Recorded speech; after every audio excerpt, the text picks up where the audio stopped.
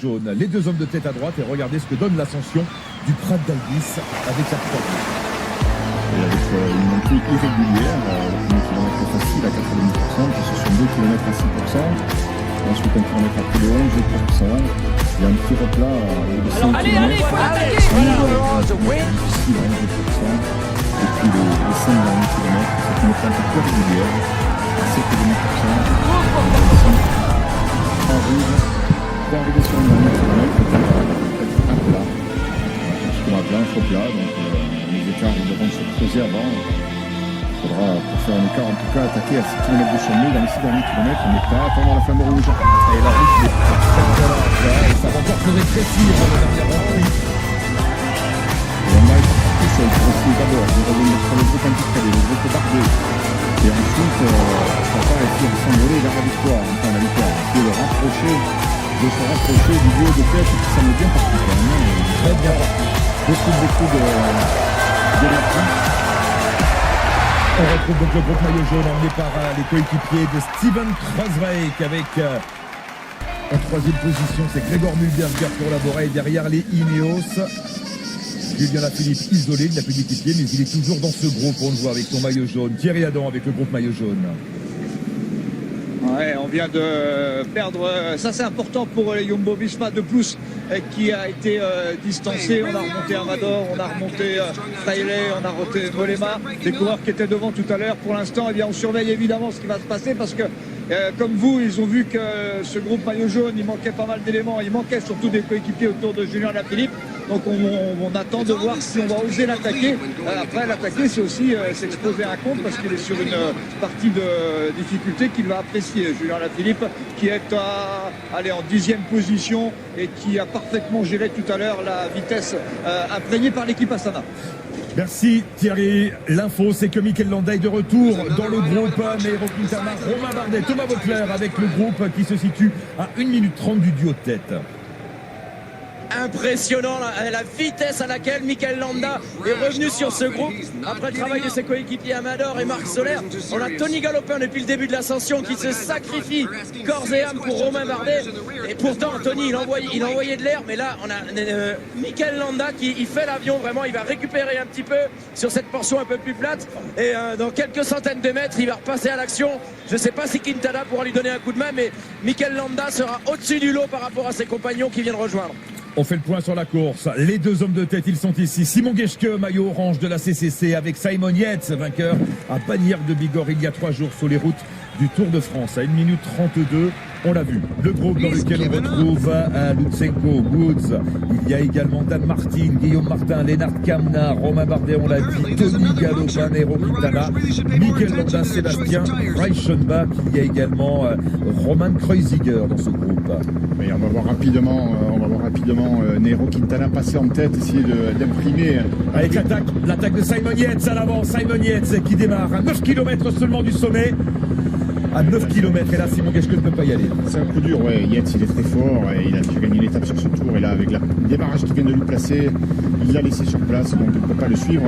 Évidemment Yates va tout donner jusqu'au sommet, c'est encore loin et s'ils veulent remporter l'étape à l'arrière, je pense surtout à Bardet et encore plus à Mikel Landa, il faut sortir du rang maintenant derrière.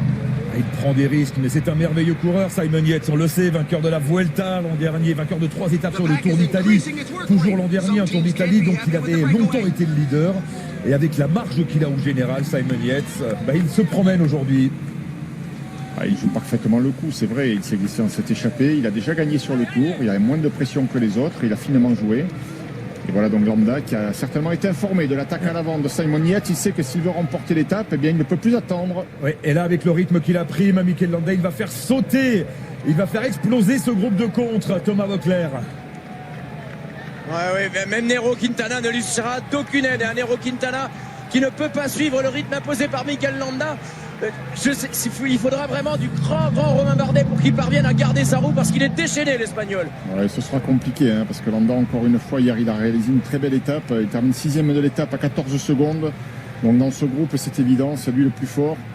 Et surtout, il est plus frais. Il n'y a pas longtemps qu'il est parti. Les autres sont devant depuis de nombreux kilomètres déjà. Exceptionnel, Mikel Landa, avec Romain Bardet dans sa roue qui s'accroche. Lennart Kamna est là également. Lutsenko légèrement en retrait. On retrouve le groupe maillot jaune. Toujours avec George Bennett. Steven Kreuzweig en deuxième position. Geraint Thomas.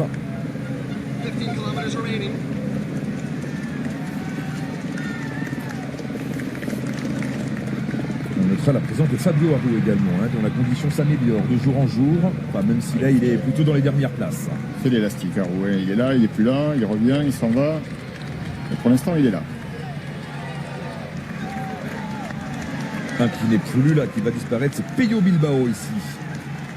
Le double vainqueur d'étape sur le Giro. Et comme hier dans le Tourmalet, c'est l'équipe Jumbo-Visma qui imprime le tempo. Julien Lafilippe s'est replacé au 5e rang. Thierry avec le groupe maillot jaune.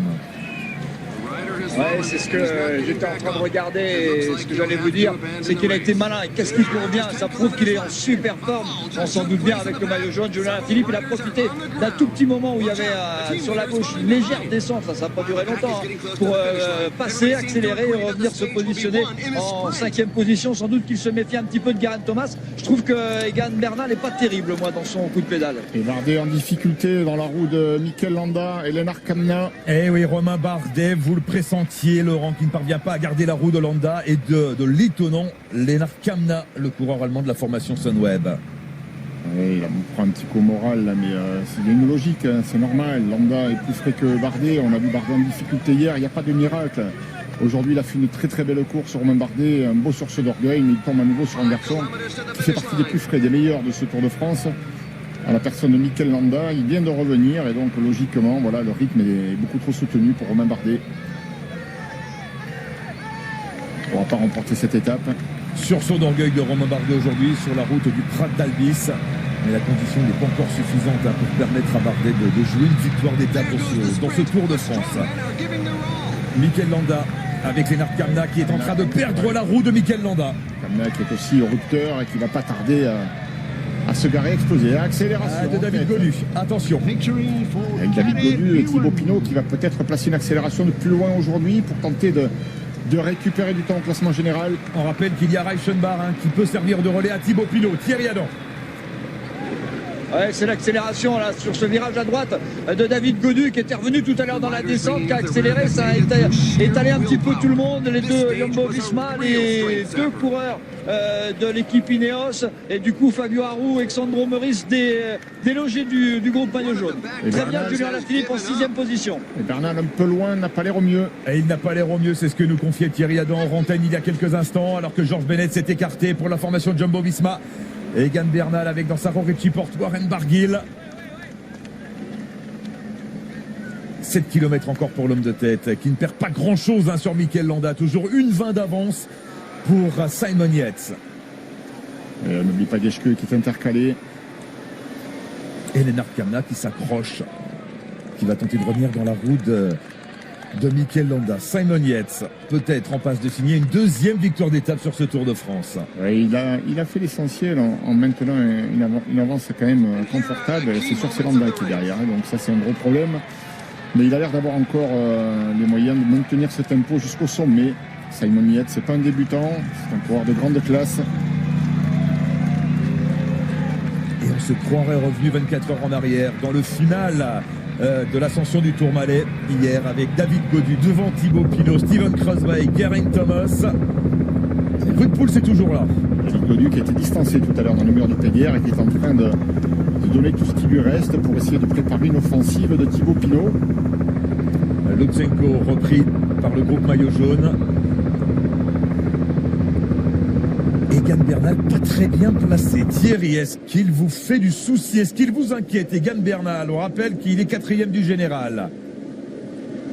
Il est 3 places devant Warren Barguil qui est un petit peu juste, qui s'accroche. Warren Barguil avec son maillot bleu, blanc, rouge de champion de France grand ouvert. Je trouve qu'il n'a pas un bon coup de pédale, Egan Bernal. En revanche, David Gaudu, ça tourne. Thibaut Pinot dans sa roue. Kreuzweig qui n'a plus de coéquipier. Wout Poels qui dans la roue de Geraint Thomas et Alaphilippe dans la roue de Wout Poels et Valverde juste derrière. Si ça casse, ça cassera à cet endroit-là. Ouais, et Landa qui continue sa progression vers le sommet. Il se rapproche, mais très légèrement. Il a repris 5 secondes à peine à Simon Yates. En revanche, il a distancé définitivement Lennart Kamna. Il y a toujours Simon Geschke intercalé, mais l'Allemand ne pourra pas jouer un rôle aujourd'hui pour la victoire d'étape, alors que David Gaudu continue d'imprimer un énorme rythme avec Thibaut Pinot dans sa roue et Warren Barguil qui est en train de se faire distancer.